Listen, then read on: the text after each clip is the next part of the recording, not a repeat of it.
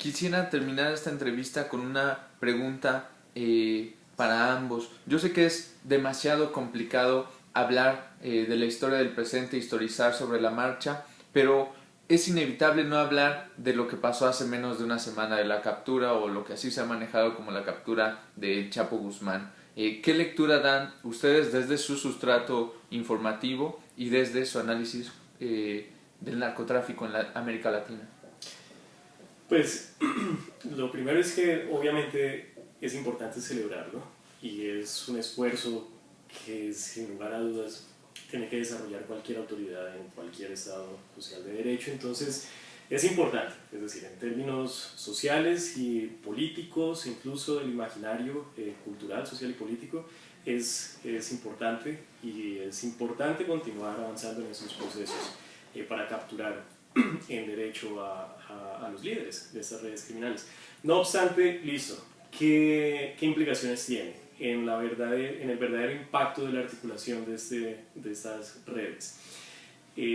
Nosotros en el libro específicamente nos concentramos en analizar la familia michoacana. Entonces lo que hicimos fue reconstruir la estructura, intentar entender la estructura a través de unos modelos y de unos procedimientos teóricos, reconstruir la estructura de la familia. Y si tú ves el libro, incluso hay unos dibujos en los que aparece lo que a la luz de información judicial de algunos expedientes se puede interpretar como la estructura, el organigrama, si se quiere llamar de alguna manera, de la familia michoacana. Ahí lo que tú encuentras es una elevada descentralización. ¿Qué quiere decir eso? Que no hay un solo actor que concentre todo el poder de decisión de la red criminal. Por lo tanto, no hay un solo actor acerca del cual tú puedas operar, lo puedas capturar, y eso implique de manera inminente la destrucción de la red. No hay un solo actor de ese tipo. Por supuesto hay algunos más importantes que otros, pero no hay uno que redunde directamente en la destrucción de la red. Entonces, son descentralizadas, y eso a su vez implica que en algunos casos la captura de quien se interpreta como el capo del momento no necesariamente se va a traducir en la desarticulación de la red. En estricto sentido, siempre las redes, cuando tú operas sobre actores y se aíslan actores sobre una red, en estricto sentido lo que tienes es cambio, transformación, no desaparición, porque es literalmente imposible que desaparezcan 1000 o 2000 personas que están interactuando. Entonces, ¿cuál es el cambio? ¿Cuál es el nivel de cambio? Esa es la pregunta verdaderamente importante. A la luz de lo que hemos podido estudiar, las estructuras criminales que actualmente operan en México, a través de México, incluso a través del hemisferio occidental, como es el caso del cartel de Sinaloa, se caracterizan por estos niveles de descentralización. Eso implica que no son rígidas, piramidales, como aún mucha gente piensa, porque seguimos hablando de carteles, entonces pensamos en los carteles de los años 90, que cuando se capturaba al capo desaparecían, pero ya no es así. Ahorita entonces hablamos de redes totalmente descentralizadas, adaptables, en las cuales hay distintos niveles de concentración de interacciones, pero no hay un solo actor que concentre todo el poder.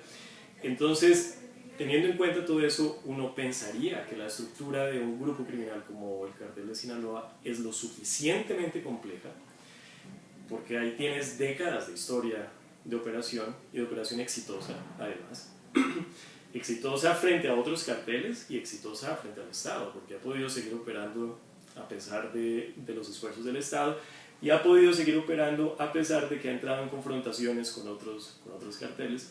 Entonces, uno podría suponer que es una estructura lo suficientemente compleja como para que todo el poder de decisión no se concentre ni siquiera en el Chapo, a pesar de que todo el mundo lo interpreta, tiende a interpretarlo como el capo, y bueno, fue el hombre más buscado del mundo, etcétera, etcétera.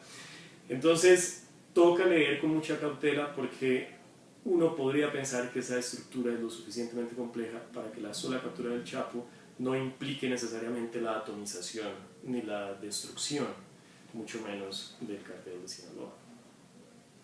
Bueno, yo creo que complementando, hay serios indicios de que la estructura, aparte de la complejidad mencionada, ya el papel del Chapo mismo desde hace años podría ser ya no tan importante como eventualmente sucedió en un primer momento. Entonces eso reforzaría ese tema.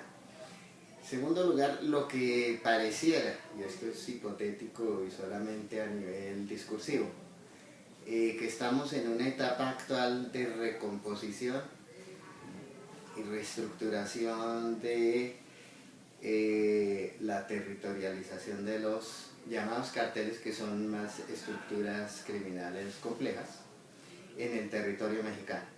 O sea, también no deberíamos olvidar que estamos en un problema en Michoacán, que se está luchando por lo menos dar de baja o capturar a los 7, 8 supuestamente líderes de los caballeros templarios, a través de un movimiento de autodefensas que tiene todos unos cuestionamientos complejos, pero que Michoacán ha venido siendo sujeto a una lucha intestinal por parte de otros carteles, especialmente de la nueva generación, de incursionar allí. O sea, si bien hay una lucha contra los caballeros templarios desde algunas fracciones de la sociedad civil, también simultáneamente por parte de otros carteles, Michoacán es un punto estratégico. En segundo lugar, el hecho de que se haya dado este golpe al cartel de Sinaloa puede implicar también que hay un proceso en curso de la reestructuración del mismo cartel, o del llamado cartel de Sinaloa, que nos podría implicar nuevas correlaciones de fuerzas, no solo en términos militares y de poder territorial, sino en relaciones del poder político, tanto a nivel local, regional, como incluso puede ser a nivel nacional.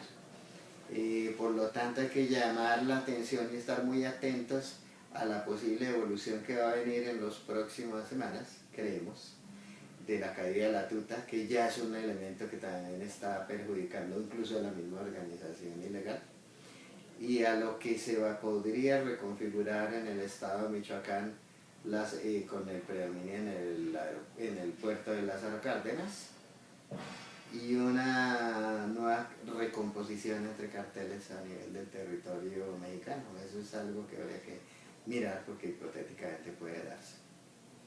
Muchísimas gracias por esta conversación, Luis Jorge Garay Salamanca, Eduardo Salcedo Albarrán, autores de Narcotráfico, Corrupción y Estados, publicado por Debate. Muchísimas gracias. Muy amable.